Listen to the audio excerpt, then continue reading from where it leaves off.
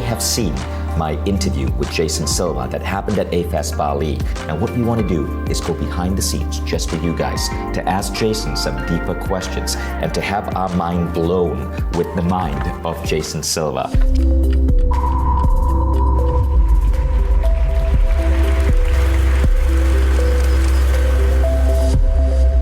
On stage, you said something that I thought was extremely brave. When somebody asked you, you're such an optimist for everything that's happening in the world right now. You're such a proponent for transhumanism and exponential technological change. And you even said that technology will cure some of the biggest things that's happening in the world, such as global warming. But you said the one thing that worries you is nationalism. Yeah. Why is the question? Why? Yeah. I grew up in Venezuela, which for many years was a prosperous nation, one of the richest nations, if not the richest nation in South America, a giant middle class, just a model, a place that people around the world wanted to move to. And, granted, bad policies in that country eventually led to social inequality that was unsustainable.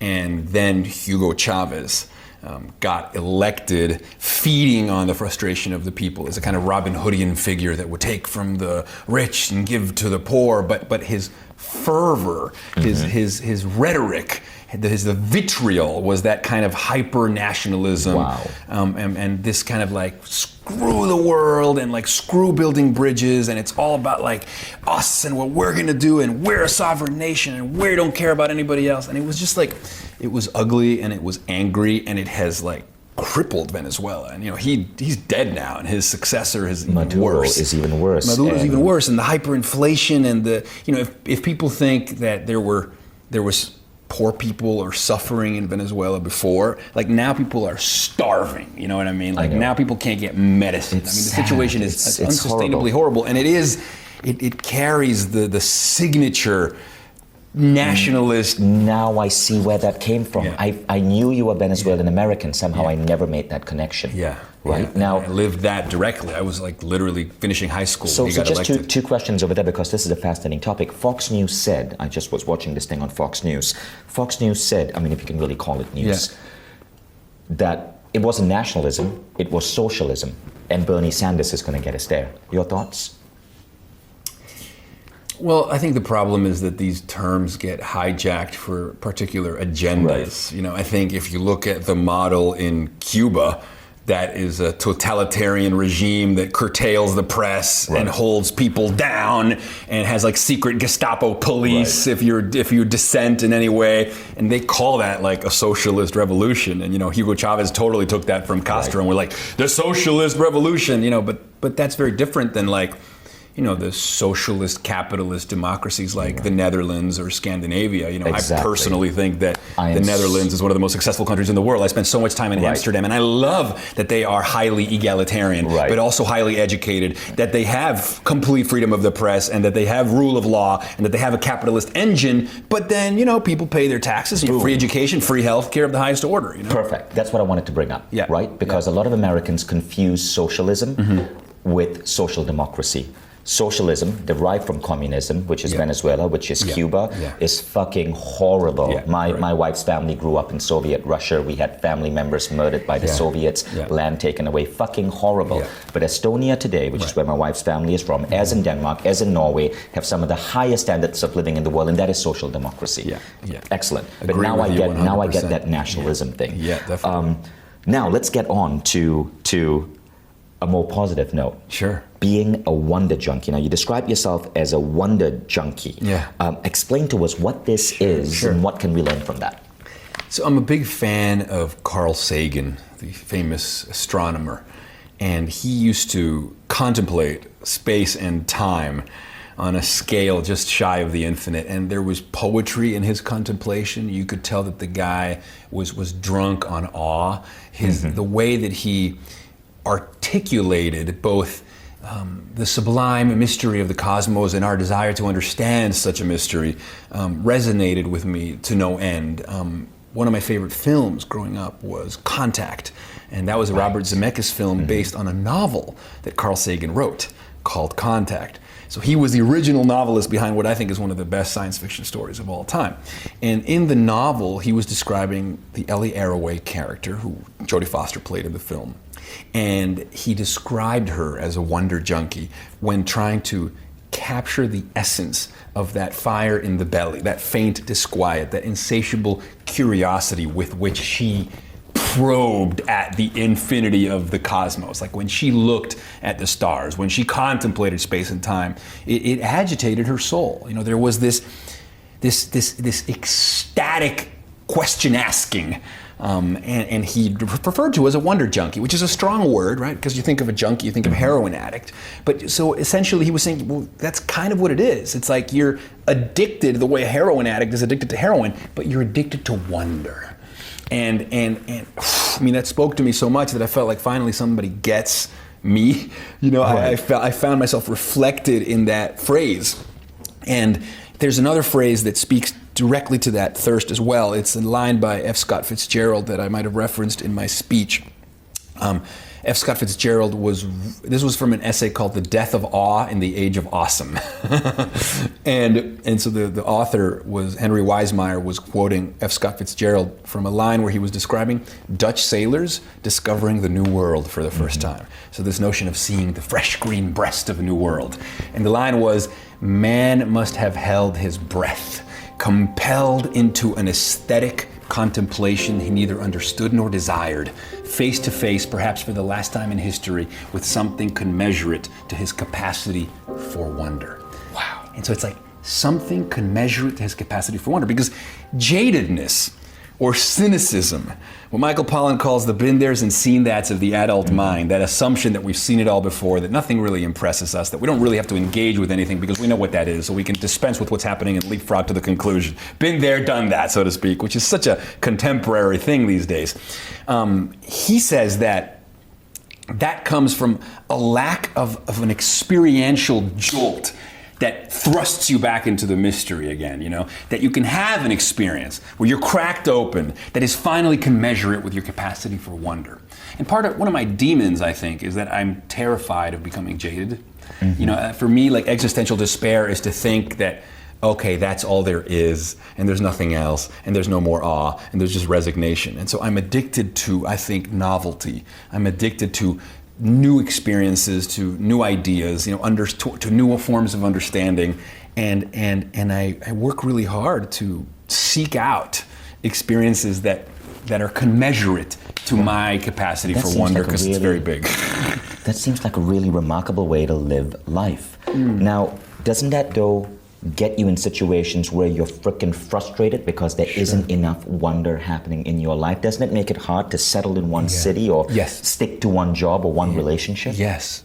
I think that's actually one of the hardest things. I think that in my own life, I remember living in Los Angeles for 5 years, working as a television presenter, and you know, I was living the dream. I'm in Los Angeles, I'm going to parties in the hills, I'm meeting celebrities, I'm dating actresses, like life was good until that was all there was, until it became so familiar. And they say familiarity deadens, you know, routine makes everything stale, or at least it tends to. And that has to do with something called hedonic adaptation.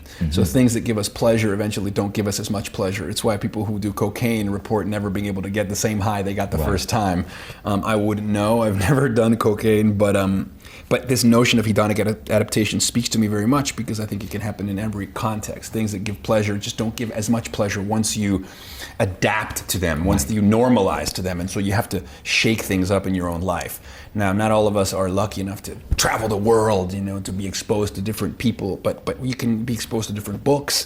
You know, you can go down different rabbit holes on the internet. You can take a different commute to work. You can take up a different hobby. Anything that thrusts you into a new world, you know, and sometimes it doesn't even mean that you'll find what you're looking for, but that the search is enough. I think it was Walker Percy who wrote this line from The Moviegoer that I love. He says, "The search is what anyone would undertake if they were not sunk in the everydayness of their own lives." And just to become aware of the possibility of the search, just the possibility of the search, is to be onto something. And not to be onto something is to be in despair.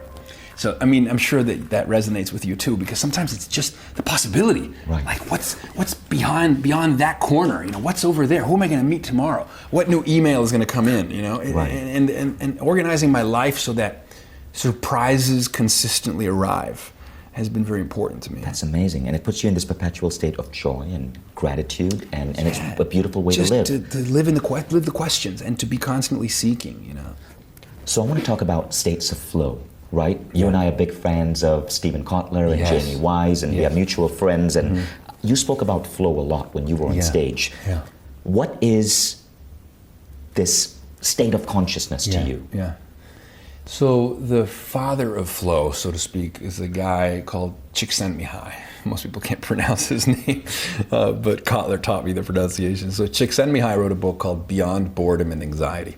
And typically human beings oscillate between these states of boredom and or anxiety, or even like depression. The point is, like, we're anxious about the future, or we're melancholic for the past. And that's like this constant fibrillation, especially now. It's acute, this 21st century normal. Like, we're so nervous, we feel so much pressure. But there are these moments in our lives where everything aligns, where things run smoothly, when we lose ourselves in an experience, when we lose track of time. It can happen, you know, the jazz musician when he's in the pocket, you know, the athlete when he's in the zone, the writer when it comes through him but not from him, and though it is with him, it belongs not to him. I mean, you feel, as an artist at least, like a conduit to something larger than yourself. And this particular experience, this state of consciousness that is defined as flow, is one in which you feel your best and you perform your best. And it seems to emerge under all these different conditions. People have different triggers. There are different contexts in which this particular flavor of consciousness emerges. And researchers and authors like Stephen Kotler and his organization, the Flow Genome Project, have pioneered some of the research into this space. They're building on the work of Csikszentmihalyi. And as it turns out, when people are in flow, again, not only do they feel their best, not only do they perform their best, but like existentially it puts them in the right space, because they're not so concerned about the future anymore. In fact, they're living in a deep state of eternity now. And one of the big bumper stickers in the age of yoga and meditation is learning to be more present. And I get that. And I think, like, for me, to be in flow is to be present, because to be in flow shuts down the part of the brain that measures the passing of time. So you literally are in what Kotler calls the forever box. You know, when the athlete is in the zone, when the surfer is riding that wave, time no longer exists, right? And you also lose the inner chatter. So one of the hallmarks of flow is that the inner Woody Allen, the inner critic, which is apparently controlled by the dorsolateral prefrontal cortex, that shuts down. People think they use more of their brain in flow. You lose less. The aperture focuses, as Jamie Wheal says. And so the inner chatter dissipates. You have this quiet stillness. The sense of time disappears, so you're in eternity now, right? And then there's this feeling of like information richness and effortlessness that's also transpiring. So you don't feel the labor of your actions, even though your performance level is through the roof. And the amount of information you have access to is so smooth. It's this constant stream of new, interpretable information. And there's actually a neuroscientist who I listened to a podcast on, and he was saying that human beings should be best described not as carnivores or herbivores, but as infovores, because we're only ever truly happy when we're eating new, interpretable information, which is one of the hallmarks of flow, more access to more information. But notice he says interpretable. Right? It has to be the sweet spot between chaos and order. Because too much information, if you're flooded with too much data, you become overwhelmed. You wipe out, you fall off the wave, you're drowning underwater.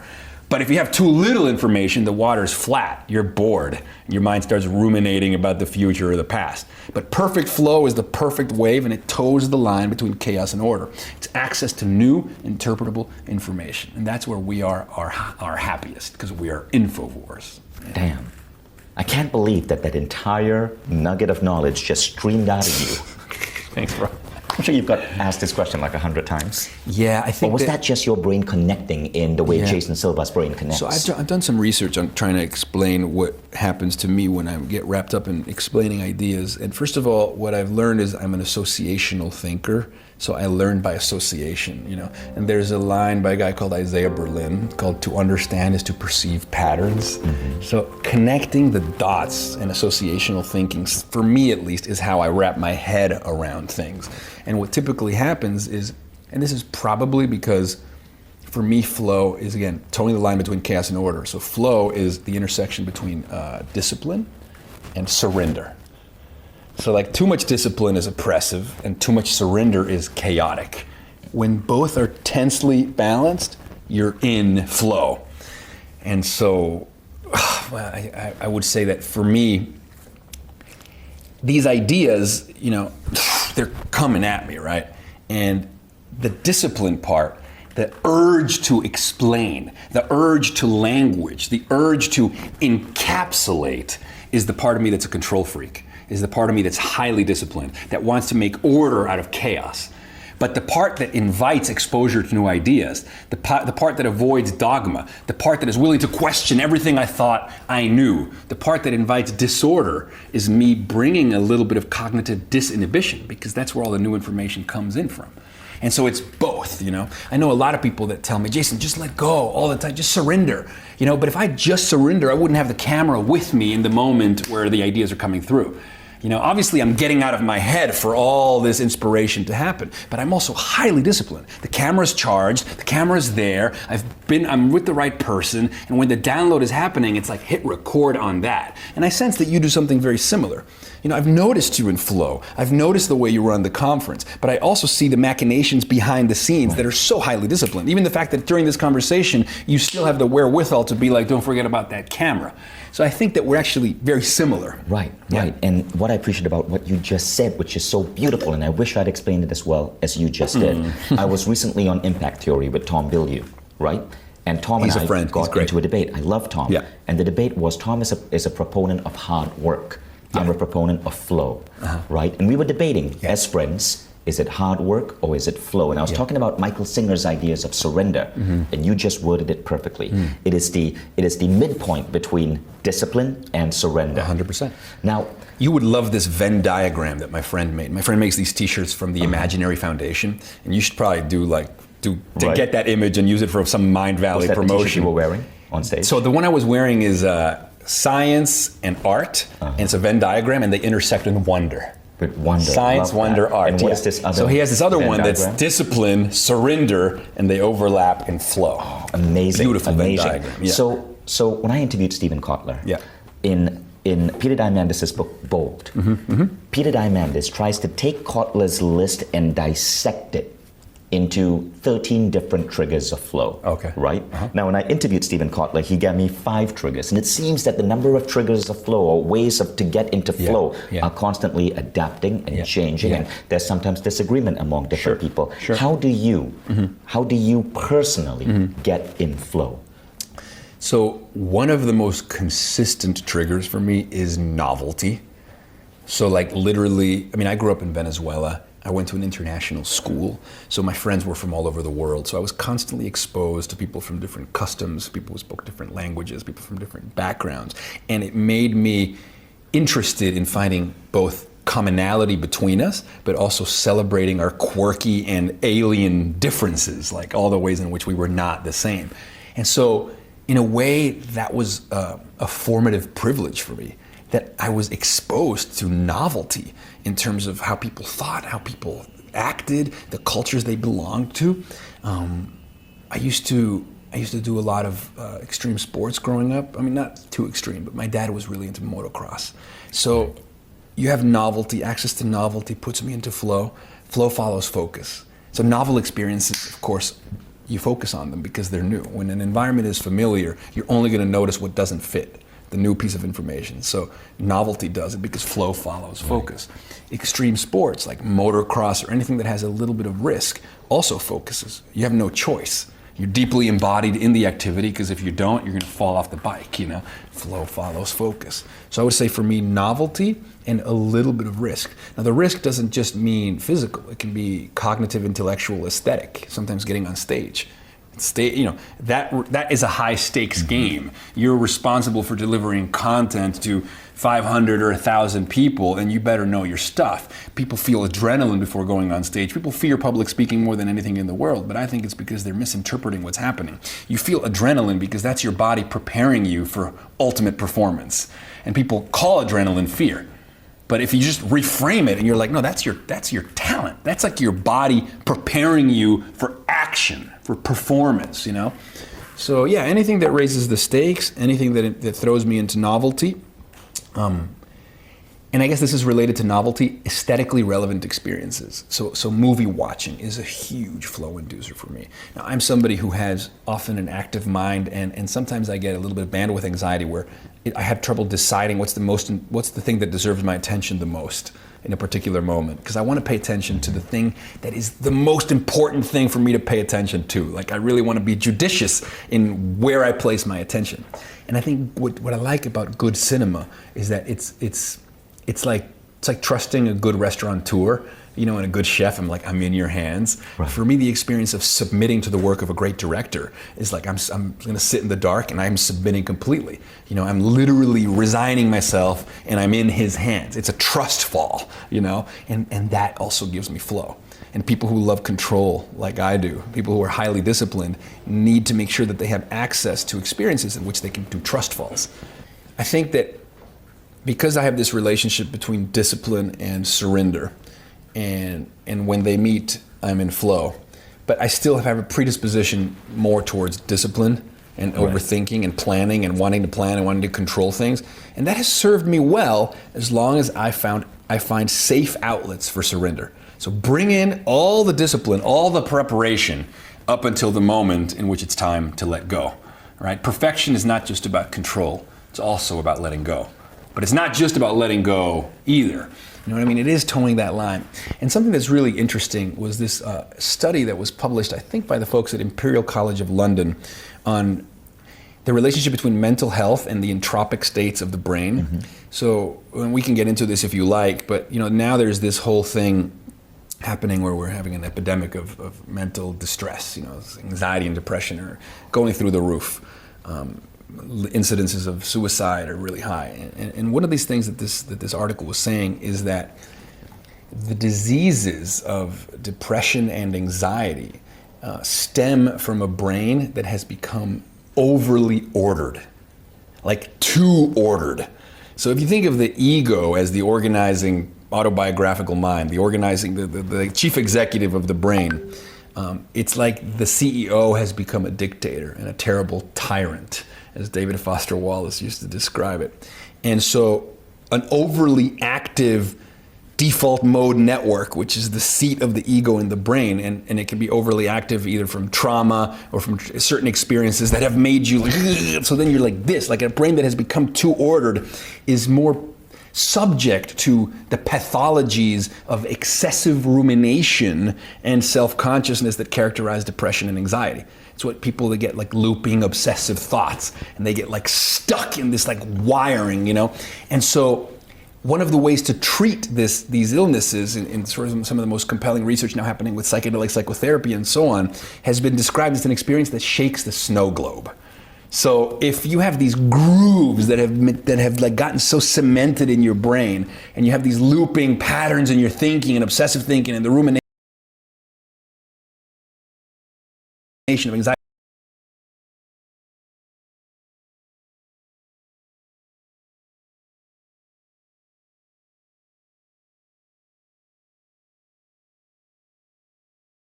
depression, that you need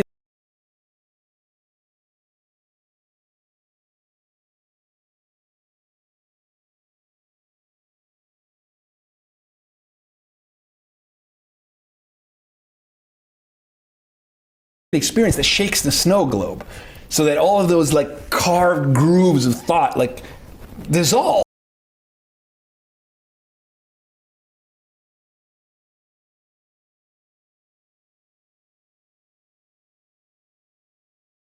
And then it's like, oh, okay, I get to be reset. It's like you're defragmenting the hard drive.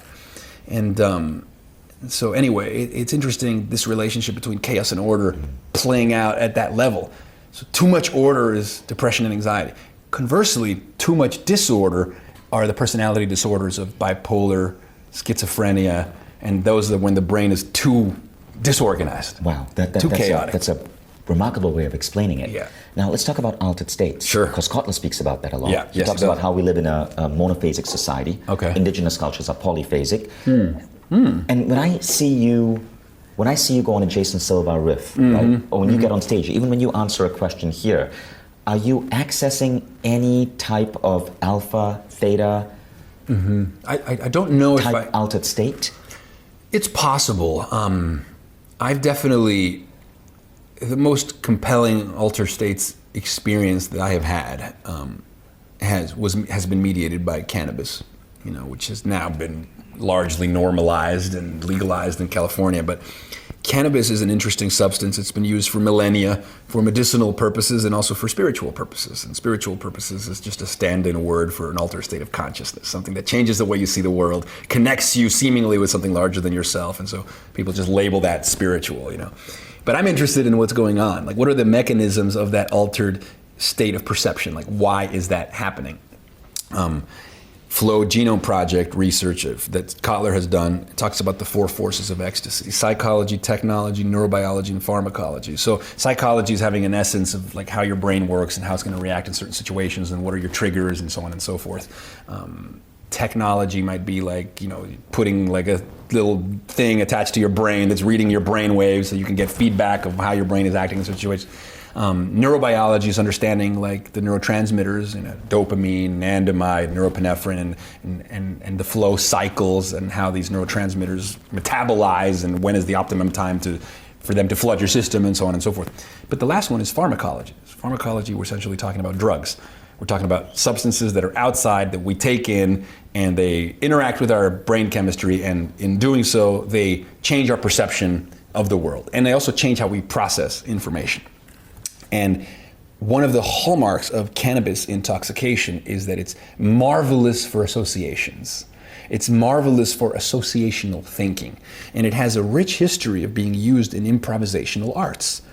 Jazz musicians, freestyle raps, creative artists of all types, writers, anything that requires you to imaginatively connect one concept to the next, whether it's one melody that becomes the next melody, or whether it's a freestyle rapper that's like going off on some rhymes and all he's getting is triggers from the person, like they throw him a word, they throw him a phrase, and then he's just, it's like a butterfly effect in thought. It's associational thinking. It's this concept forging a link between this concept and that concept and how they are related. You're synthesizing and you're finding through lines in various ideas. And doing that is an organizing principle of making sense of things, I believe. And I think we all have that to a certain degree, and I think something like cannabis, what it does is it expands your associative net. So it gives you an experience of that associational thinking that's broadened, right? It's like an italization of your thoughts. And I think that you can learn from that experience, that altered state experience, and the insights of how that works is something that your brain, I think, can remember, so that even when you're not high on cannabis, that is a muscle that has now been exercise. Once a mind is stretched by a new idea, it never returns to its original position. So it is my view that the practiced encounter with altered states in a context that has intentionality, like, okay, how am I gonna, like these studies that were done in the 60s where engineers were given LSD, and then in a context of problem solving. And they were like, bring a problem that's been bothering you at the office that you really can't seem to solve. And then they'd put them in this comfortable living room-like environment. They'd give them a little bit of LSD, and they'd have them work on the problem that's been bothering them. So they set up a context for it, It wasn't like, oh, go have a spiritual experience or go talk to God. This was like, no, bring an engineering problem, take a little bit of LSD, and then work on the engineering problem, And the point is that the altered perception, the increased associational thinking, the heightened pattern recognition, the boosting of the lateral thinking, all these things that Kotler talks about, that's like, I just think it's a muscle that then gets exercised, and I don't think that people have to be taking these substances all the time. I think it's one way of just, engendering a capacity to think about things in a certain way, or deploying a certain way of thinking when you engage with the world and engage with problems. That's fantastic. Ideas. I love how you explain that. Thanks. In closing, what would be your final piece of advice to the world? My final piece of advice to the world. So one can live in wonder, live in awe. Yeah. I think, I don't believe in fatalism. So no matter how dark things get for each and every one of us, and we all will have our dark night of the soul, my piece of advice to people is remember that things can get better, that every problem has a solution, that when things are dark and when things are bloody, it's not that we're that the end is near necessarily, but that the beginning is near. I like the metaphor of the birth canal. Sometimes the most difficult moments, the most bottlenecked moments, the moments when we can't breathe, might just be the birth canal. We might just be the chrysalis about to turn into a butterfly. We might just, we have to remember, we might just be able to push through the darkness and arrive at the other side of fear, which is where everything we wanted is. You know, the cave you fear holds the treasure you seek, said Joseph Campbell. And so my advice is to try to remember that and lean into that. Amazing. Thank you, Jason. Thank you. That was awesome. Beautiful. Thank you.